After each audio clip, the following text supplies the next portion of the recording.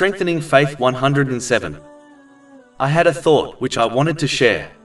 People often confuse the things which they have no power over with the things they have control over and are responsible for.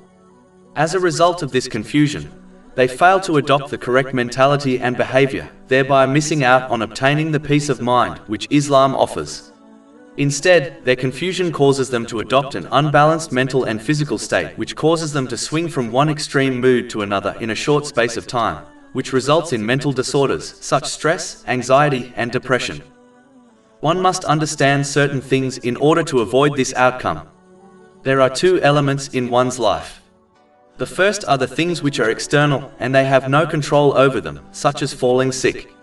These things are connected to destiny and the divine will, and cannot be averted or avoided. The second element is internal and is linked to one's behavior. This element a person has complete control over and is what they will be judged on by Allah, the Exalted.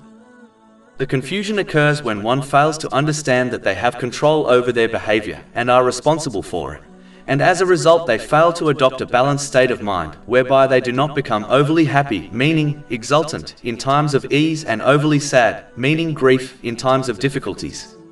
Instead, they fail to adopt control over their behavior and instead treat it as if it is out of their control and a part of destiny, just like the external situations they face.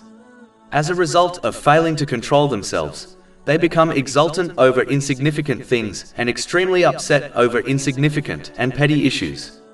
Whenever they recover from their extreme behavior, they simply shrug their shoulders and comment that such is life and that is the way it is.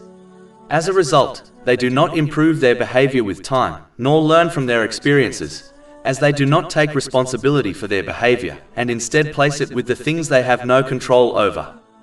This is an incredibly rude and foolish attitude to adopt, as one blames Allah, the Exalted, the one who decides destiny, for their bad behavior and attitude, even though their behavior is fully under their control. When one adopts this attitude, they will come to believe that swinging from one extreme mood to another is simply a norm in this world, and that is how life was supposed to be lived.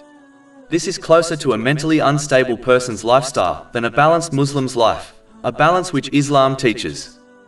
To conclude, one must avoid confusing what they do not have control over with what they have full control over, i.e. their behavior and attitude. By differentiating between the two, a Muslim can and will learn from their experiences, and with the support of Islamic knowledge, they will adopt a balanced state of mind whereby they avoid extreme moods. This leads to peace and mind in this world. Chapter 57 Al-Hadid, verses 22 to 23. No disaster strikes upon the earth or among yourselves, except that it is in a register before we bring it into being. Indeed that for Allah is easy. In order that you not despair over what has eluded you, and not exult over what He has given you. Over 400 free ebooks, audiobooks, infographics, podcasts and blogs available on our website, www.shakepod.com.